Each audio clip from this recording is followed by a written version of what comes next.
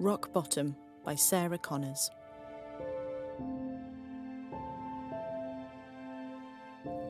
After everything that's gone on, it's not surprising no one's thought to ask me how I'm doing since Morva went away.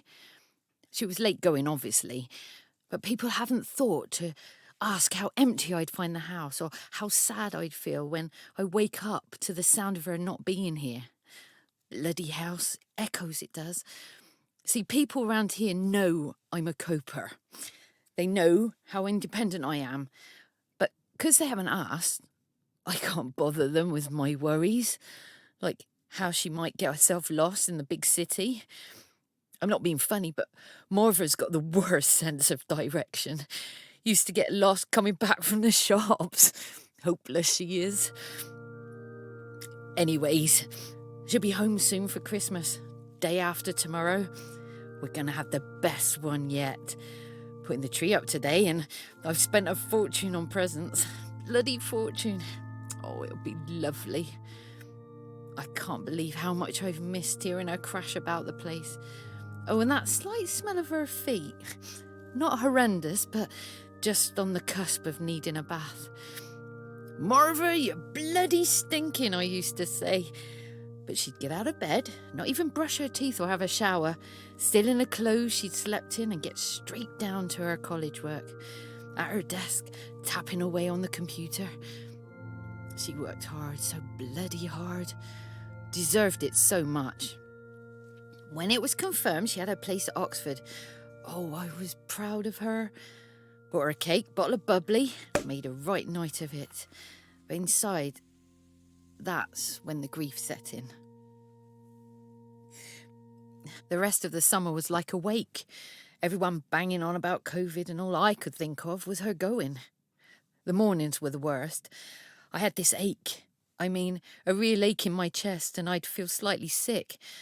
And before I'd even lifted my head off the pillow and was properly awake, there'd be tears rolling down my face.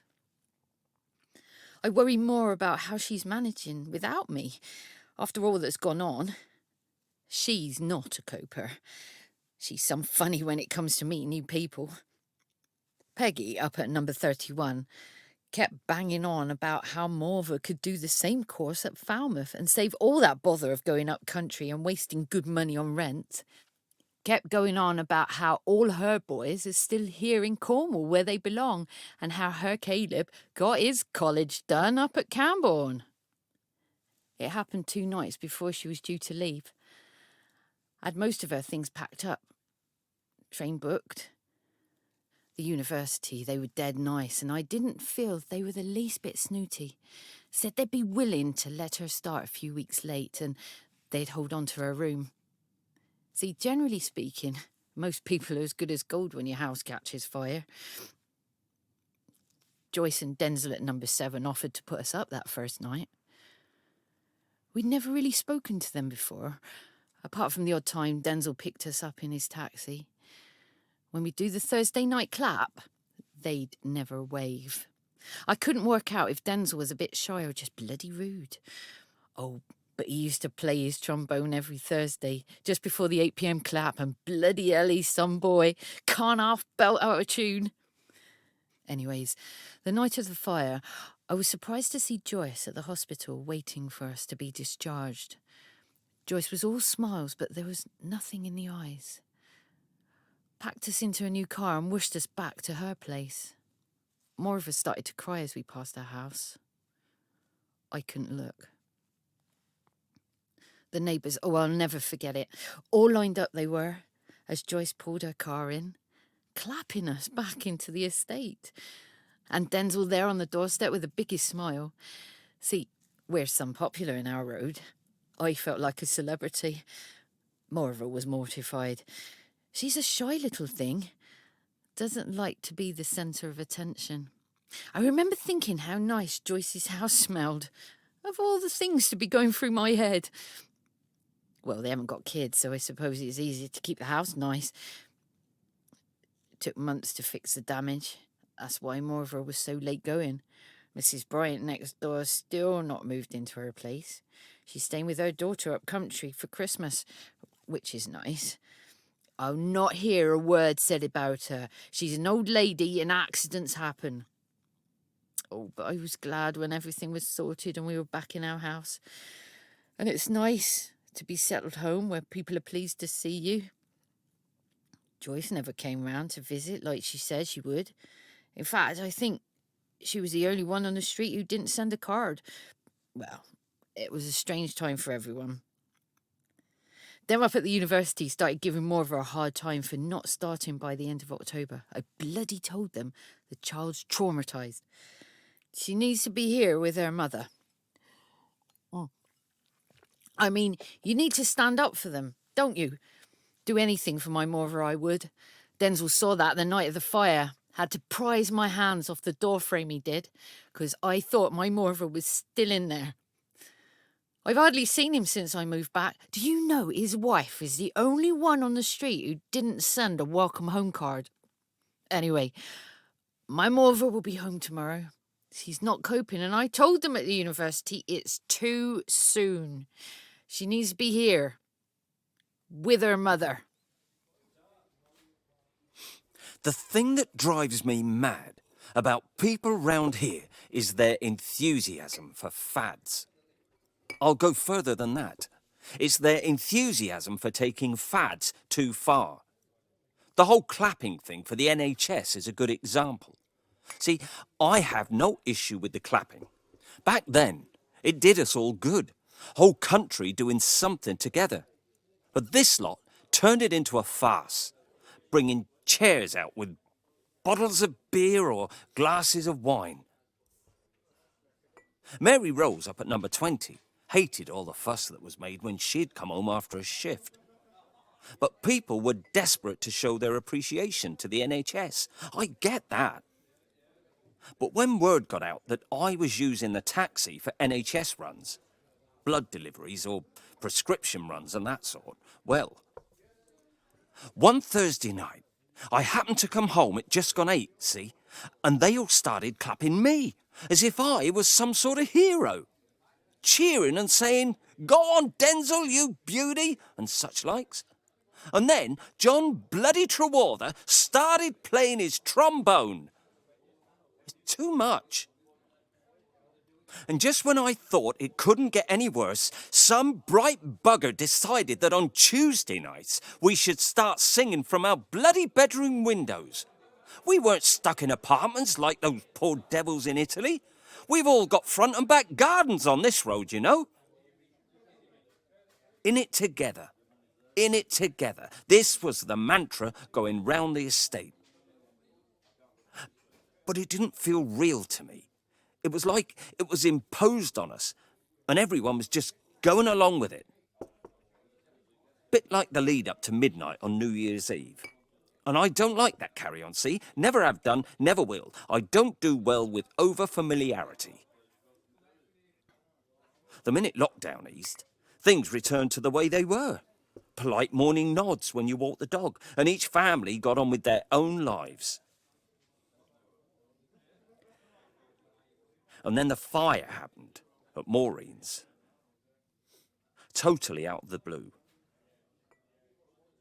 And that night, there really was a feeling of togetherness.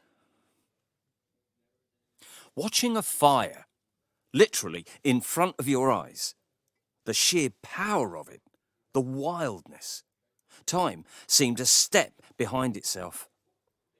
I don't think I've ever felt more attached to any group of human beings in my entire life as I did that night. But the fire seemed contained at the back of the house. I found her straight away. The layout's the same as our place. Went straight in the front room, and that's where she was, lying on the floor and surrounded by... So there it is. As far as this lot are concerned, I saved her. Hero of the hour. I didn't feel like one. I felt like I was privy to a grubby secret. But that night, all that mattered was our little street and the people on it. We all stood out for what seemed like hours after they took him off to the hospital, standing at a safe distance from the fire, watching it soar into the stars. Caught hold of next door like it was paper. If the police hadn't moved us on, I'd say we'd have stayed out there all night. Just to be together. Witnesses. I couldn't stop shaking for hours after, thanking my lucky stars as I cried into the dog's fur so Joyce couldn't see me. So when she said about them staying here, well, I wasn't myself. And I could see that look in her eyes. No one I've ever met had a look quite like Joyce's. Pure love. That's the only way I can describe it. Cut me in two every time she had that look. Well, it must have been dawn when Joyce brought them back to the house. Whole neighbourhood tucked up safe in their beds. Morva seemed to be the one holding her mum up, which makes me choke up when I think about it. She's only a kid. Needs her mum to look after her and not the other ways round. I could see Joyce welling up, looking at Morva and thinking, we've watched her grow up, see? Worried about her from a distance. What I wasn't expecting was the intrusion.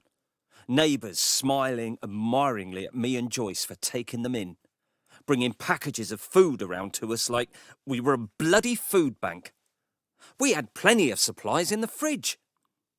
And of course, this was all before the "I wonder how it started" conversations began. Before the police got involved and took young Morva off for questioning. I knew she had nothing to do with it. Lots of curtains twitching and disapproving looks and "give me my banana pavlova back." I mean, banana pavlova. You could almost feel the delight and indignation from some of them on this estate. Not so clever as she thought she was, even after being in the Cornishman for getting into Oxford. Academic to arsonist, in one collective twitch of the curtain. Anyway, 'twas months ago. I was surprised to see her today at the train station.